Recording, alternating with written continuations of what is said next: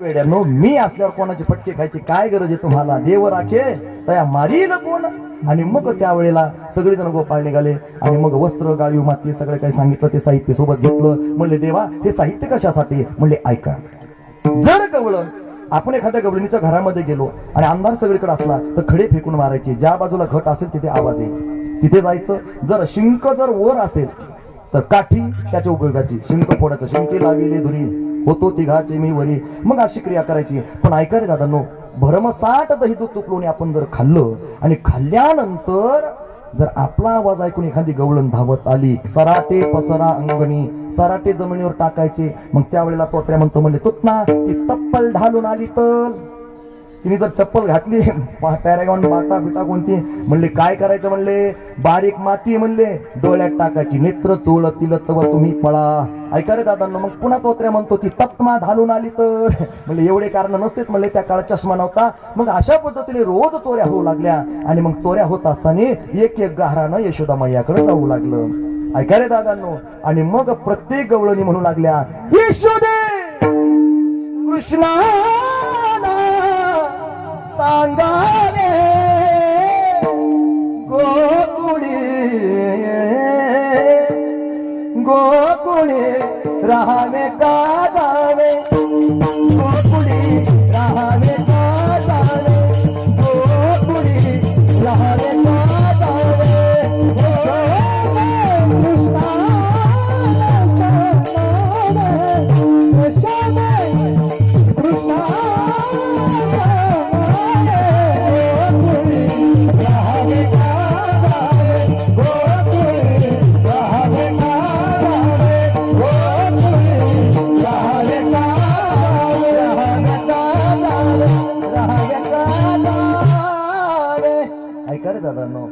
मग प्रत्येक जण एक एक गारणं घेऊन येऊ लागल्या. मग एक गवळण शिव्या देत चालली, म्हणू लागली बाई म्हणजे रात्री माझ्या घरी आला आणि त्याने नाही का दही दूध तुपलोणी भरपूर खाल्लं, पण काय फजिती केली म्हणली आमची काय? आणि मग गारणं सांगू लागली, यशोदेचा खट्याळ कान्हा माई ग खोड्या करतो कराव काही, एक दिवसी केली आणि गमत माझ्या पंगावर सोडलं गोस, भर रस्त्यावरी लोक हसती सारे डंग डंग, यशोदेचा खट्याळ कान्हा माई ग खोड्या करतो कराव काही. हो, दिवसेंदिवस गाराने. आणि मग जी गारणं ऐकत होती तिचं नाव होतं शांताबाई. भांडायला दम नाही. म्हणले हे कृष्णा, म्हणले एकदा आमच्या घरी येऊन बघ, गरीबाच्या घरी काय जातो चोऱ्या करायला? देवाला चॅलेंज चालत नाही. देव म्हणले संध्याकाळी सर्जिकल स्ट्राईक. सगळ्यांना सांगितलं संध्याकाळीच्या घरी जायचं. भरपूर दही दूध तुपलोणी खाल्लं आणि मग येताना काय केलं, पत्तीची दाढी आणि तिची वेणी विसरी आली धावणे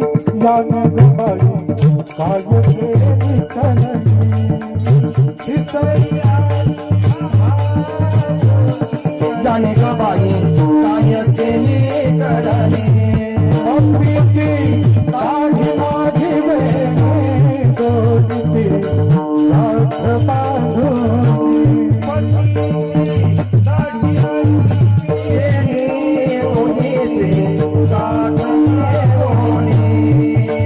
बाई कोणाची सोडेना, बाई कोणाची सोडेना.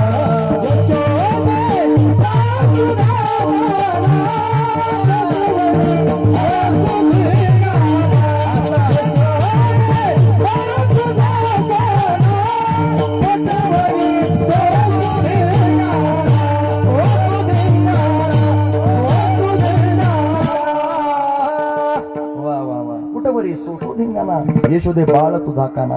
या दोघांची असणारी गाठ बांधली. मग त्यावेळेला गवळी पाठचारला उठला आणि हिसका वाचला दाढीला. मग होऊन या माझली भांगडी. संतांची प्रमाण आहेत. त्यामुळे ओ तुम्हीच माझ्या वेणीला ओढतात, मला शिव्या देतात. पहाटच भांडणं दोघाची. सगळी गल्ली ऐकू लागली. लग्न झाल्यावर बायको नवऱ्याचं ऐकते, दुसऱ्या वर्षी नवरा बायकोचं ऐकतो, तिसऱ्या वर्षी सगळं गाव दोघाची भांडणं ऐकतो. आणि मग अशी अवस्था झाली, दोघांची भांडणं चालू झाली. आणि मग त्यावेळेला चापून पाहिलं तर गाठ दिली म्हणले कोणीतरी, सोडून पाहिली सुटेना नैनन चिंदंती शस्त्राणी नैनन दहती पावकहा. म्हणले एक काम कर ना, म्हणजे हे बघायची माया म्हणजे काय, म्हणजे त्या किचन वाट्यावर जाय आणि विळी घेऊन म्हणजे आपण कापून पाहू. म्हणजे एकटी कशी जाऊ, गाठ दिलेली नाही का. आणि मग ही बायको पुढं आणि रांग रांग तिच्या माग बहारो फूल बरसावो मेरा बेखूब आया है, मेरा बेखूब आया है. सगळेजण किचन रूम मध्ये गेले. थोडा आवाज मोकळा द्या जरा, आता थोडं राहिले शेपूट. आता ऐका दादांनो. आणि मग गेले वट्यावर, तिथं असणारी विळी पाहिली, विळी आणली, कापून पाहिलं, कापणा जाळून पाहिली, तोंड काळं झालं पण ती गाठ काही जळली नाही. आणि मग शेवटी सकाळ झाली, बाहेर आले, डुकून पाहिलं, सगळी गल्ली जमा, गोप गोपी तेथे पातली परित हसती समस्त देखून या. सगळेजण पाहून हसू लागले हे सोंग. आणि बरं रस्ता काही त्यावेळेस म्हणजे आता आत्ताच्या सारखा नव्हता. आत्ताच्या सारखा रस्ता तेव्हा खालीवर रस्ता, टेकाडाचा रस्ता, कुठे खाली कुठं लवण कुठं टेकाड. आणि मग त्याच्यात प्रकार असा झाला, गवळण होती उंच 7 फुटाची आणि गवळण होता 3.5 फुटाचा. जिसकी बीबी मोठी उसका तो बडा नाम है. ते म्हणलं मालक एक काम करा. म्हणले काय. म्हणले तुम्ही माझ्या काडावर बसा. बरं का. आणि नवऱ्याला काडावर बसशील कोणी, त्या गवळणीनं. आपल्या महाराष्ट्रात सध्याच्या काळामध्ये जेजुरीला गेल्यावर बायकोला काडावर बसावं लागतंय, आहे की नाही. ज्याचं मॉडेल 50 किलोचं 60 किलो त्याचं बरं आहे, ज्याचं 1.5 क्विंटलचं त्यांनी करायचं काय. ते म्हणतं हे जेसीबी वाल्या 2000 रुपये घंटा घे, पण एकदाच खोऱ्यात भरून नेऊन टाक. चला जेजुरीला जाऊ, चला जेजुरीला जाऊ, जेजुरीला जाऊ, चला जेजुरीला जाऊ, जेजुरीला जाऊ, जेजुरीला जाऊ, चला जेजुरीला जाऊ.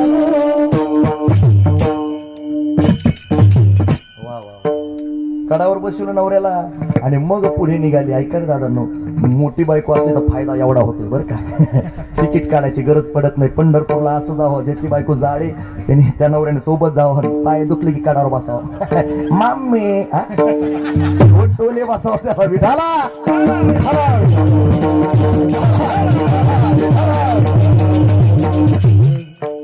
आणि कडावर बसला गोपाल घात असणार त्या गवळ्याला. आणि सगळे जण त्या ठिकाणी नंद बाबाच्या वाड्याला गेले. हात जोडतात, पाया पडतात. ऐका रे दादांनो, रडू लागले, पाया पडू लागले. सोडवा म्हणती आम्हाला की देवा, कृपा कर रे आम्हाला, मुक्त कर या दुःखातून. भगवंताने कृपा दृष्टीनं पाहिलं त्या गाठीकडं, सुटल्या गेली. असे दिवसेंदिवस गाराने येऊ लागले. आणि प्रत्येक जण त्या ठिकाणी यशोदा मैयाकडे जाऊ लागलं. मग यशोदा मैया म्हणू लागले, अरे माझा कृष्ण इथं खेळतोय, माझा कृष्ण सगळ्यात लहान आहे, तुमची तरी लेकरं मोठाली आहेत. म्हणले तुम्ही विनाकारण माझ्या लेकरावर आळ घेतात. आणि मग त्यावेळेला यशोदा मैया म्हणू लागली, बाळसा गुण गुणाचं तान ग, बाळ दिसत नाही गोजीरवान, काय सांगता गाराने ग गोकुळच्या नारी, काय सांगता गाराने ग गोकुळच्या नारी.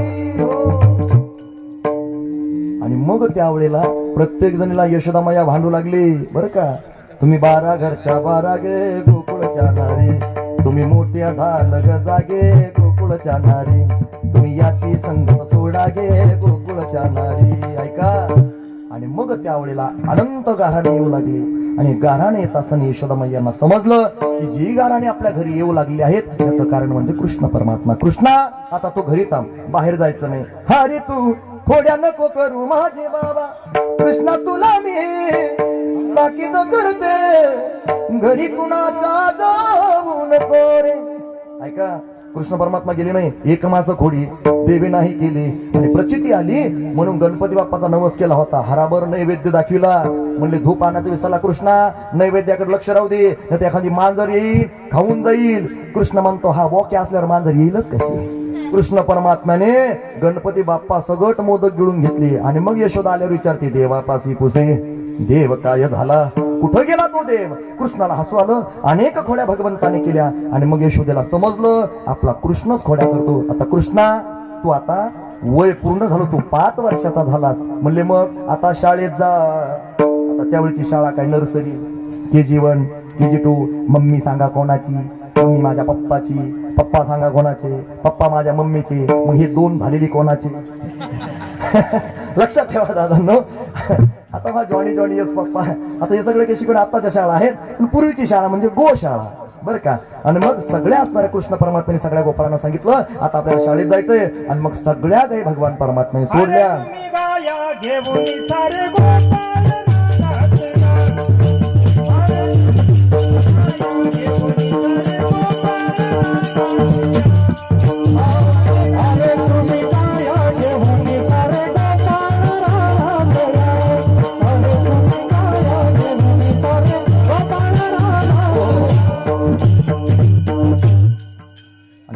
राहण्यात निघाले. गायी चालल्या वनाप्रती, सगळ्या गायी तिथं जाऊ लागल्या.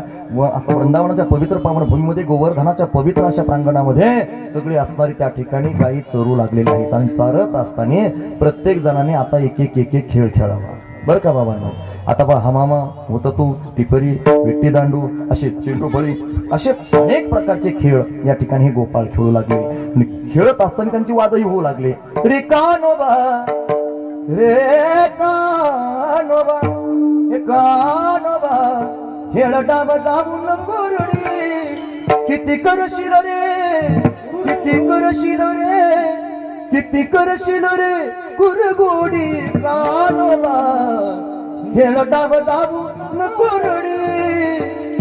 भगवंताचे आणि गोपाळांचे भांडणं लागावीत आणि या भांडणामध्ये ते थकावेत आणि मग खांदी भार पोटी भूक, काय खेळायाचे सुख. आणि थकवा लागल्यानंतर मग देवाने सांगावं, आता सगळ्यांच्या शिदोऱ्याना खडकी सोडी येल्या मोठा, आजचा दहिका लागू मोठा. आणि सगळ्यांच्या असणाऱ्या त्या ठिकाणी शिदोऱ्या भगवान परमात्म्याने समोर ठेवाव्या. देवाने सांगावं, माझी जशी शिदोरी तशी तुमची आणा. त्याच्यामध्ये ज्ञानोबा तुकोबा नामदेवराय होते. देवा तुका म्हणे हरी, माझे कोणी नाही घरी. म्हणजे देवा जशी आहे तशी शिदोरी आम्ही तुला समर्पित करतो. ती शिदोरी म्हणजे हा देह.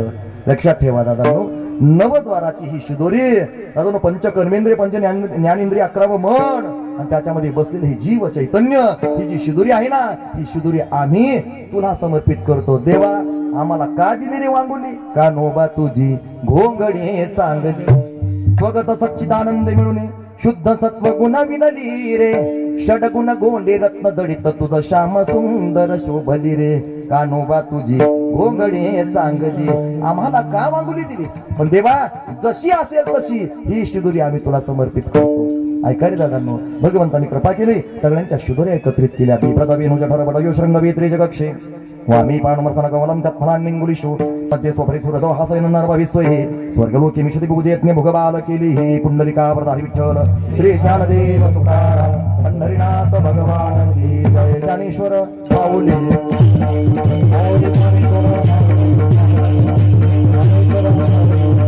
हरी जय जय ज्ञानेश्वर माऊली.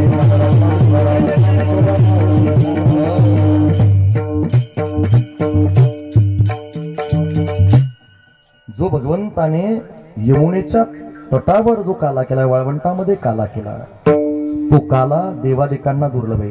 काल्याची असे देव जळी झाले मासे, किंवा ब्रह्मादिक सुद्धा ज्याची आस करतात या नरदेहाची, का त्या काल्याच्या प्रसादामुळे. एवढा महान अधिकार त्या काल्याचा आहे. असा पवित्र काला जो भगवंताने तिथे वाटलाय. भानुदास किती गातो प्रसाद देतो पंढरीनाथ. जो काला पंढरपूरच्या चंद्रभागेच्या वाळवंटात साधू संतांना वाटण्यात आला, संतांच्या संगतीमध्ये, देवाच्या सानिध्यामध्ये, तोच काल्याचा प्रसाद आपल्याला या ठिकाणी प्राप्त होणार आहे. सुंदर अशी शिव महापुराण कथा ज्यांच्या मुखारविंद तुम्ही श्रवण करतात, आदरणीय माझे परमस्नेही, परम आदरणीय आणि या ठिकाणी गुरुबंधू असणारे हरिभक्त परायण आमचे रामेश्वर महाराज आरकडे गेला. सुंदर टाळी वाजवत त्यांच्या श्रीमद असणाऱ्या त्या ठिकाणी शिवमहापुराणाची असणारी या ठिकाणी ही फलश्रुती आहे की काल्याचा प्रसाद आपल्याला प्राप्त होतोय बरं का. म्हणून वैकुंठी तो ऐसी नाही कवळ काही काल्याचे. बाबांचा आशीर्वाद आहे. आदरणीय रामेश्वर महाराजांच्या सानिध्यामध्ये आपल्याला हा काल्याचा प्रसाद या ठिकाणी प्राप्त होणार आहे. आणि दादांनो, जीव ब्रह्मैक्य ज्ञानाचा, जीव शिवाचा काला आणि या ठिकाणी सांगितलं ना, किंवा हरिनामाचा खिचडी काला, प्रेमे मोहिला साधने, या सगळ्यांच्या उपस्थितीमध्ये हा प्रसाद आपल्याला या ठिकाणी प्राप्त होणार आहे. आणि विशेष करून प्रत्येक वर्षी, आता किती वर्ष महाराज, 5वं वर्ष आहे. आता तपोपूर्ती सोहळ्याकडे तुम्ही वाटचाल करत आहात. प्रतिपदेच्या चंद्राच्या कलेप्रमाणे वाढत असलेला हा सप्ताह आहे. हिवलेसे रोप लावेले द्वारी, त्याचा वेलो गेला गगनावरी. आता मला वाटतं 5 वर्ष 4 वर्ष आलेलो आहे मी इथे कीर्तनासाठी. आवर्जून आदरणीय महाराज मला बोलवितात. मीही किती दूर असलो तरी येतोय. आमचा स्नेह संबंध अतिशय चांगले आहेत. आणि म्हणून एक कौतुक म्हणून या ठिकाणी आम्ही महाराजांचा हा दिव्य असा सोहळा बघण्याकरता, पाहण्याकरता या ठिकाणी येत असतो. पवित्र असा काल्याचा प्रसाद आपल्या सगळ्यांना या ठिकाणी मिळणार आहे. प्रसाद हे सर्व दुःखांना, प्रसाद आपल्याला प्राप्त झाला की सगळ्या दुःखाची निवृत्ती होत असते. म्हणून प्रसाद अतिशय महत्वाचा आहे. म्हणून सुंदर असा काल्याचा या ठिकाणी प्रसाद आपल्याला मिळणार आहे आणि तोही सर्व संत सज्जनांच्या या ठिकाणी सानिध्यामध्ये आपल्याला या ठिकाणी प्राप्त होणार आहे. ज्यांनी 7 दिवस इथं सेवा केली, वारकऱ्यांची टाळकऱ्यांची सेवा असेल, अन्नदानाची सेवा असेल, या ठिकाणी ज्यांनी ज्यांनी तन मन धनाने काया वाचा मनाने सेवा केली, आज त्यांच्यासाठी प्रसादाचा दिवस आहे. टाळकऱ्यांसाठी सुद्धा प्रसादाचा दिवस आहे. हा प्रसादाचे ना, बरोबर आहे की नाही? वाचार्थ लक्षार्थ वेगळा आहे. असू द्या, पण म्हणून तुम्ही आम्ही खेळीमेळी गदारोळी आनंदी. आता ज्यांच्या युट्यूब चॅनलवर आपलं कीर्तन प्रसारित होत आहे, आमचे श्रीधर कापसे भाऊ, एकदा टाळी वाजवा. आमचं युट्यूब चॅनल आहे, त्यांचं काय नाव आहे चॅनलचं? कीर्तनकार महाराष्ट्राचा.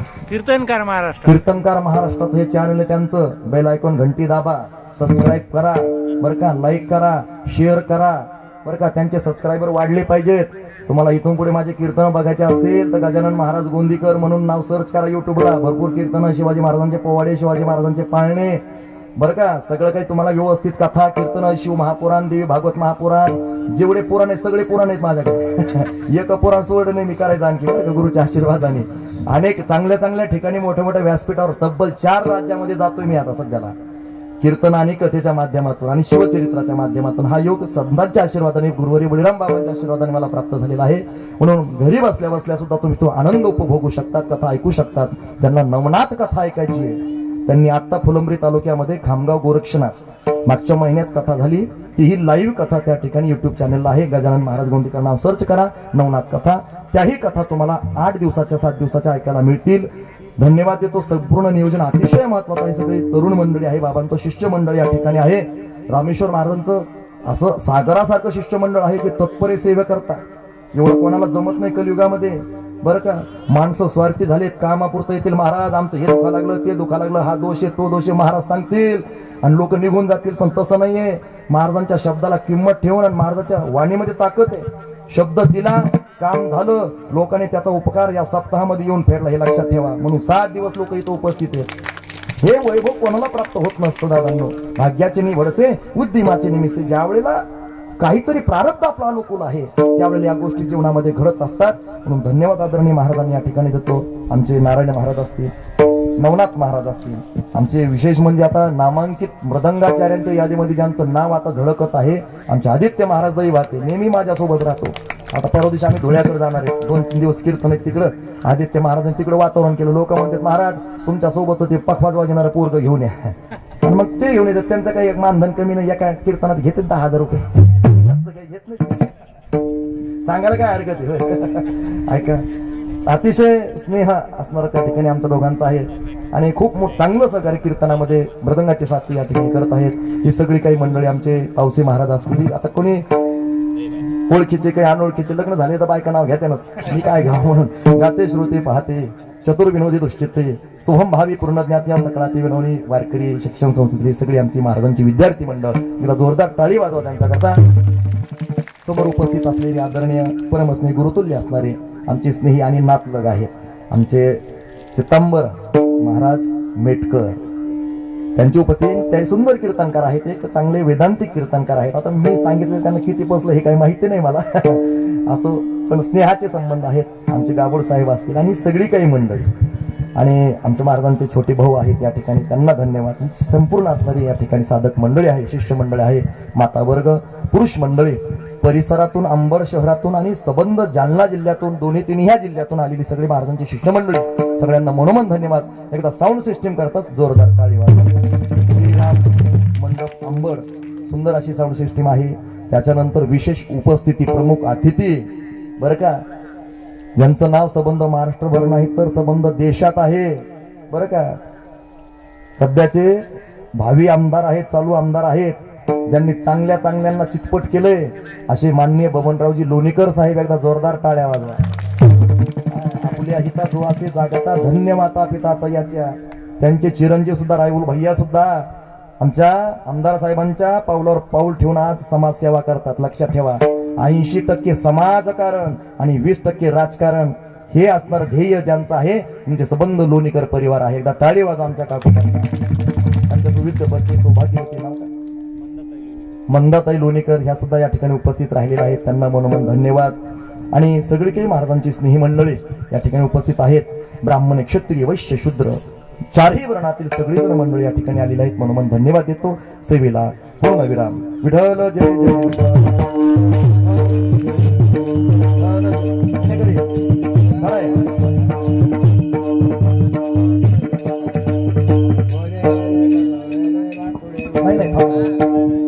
शिंके लावी अले दुरी होतो तिघाचे निवरे वारे दोहीकडे हातोडे हातोडे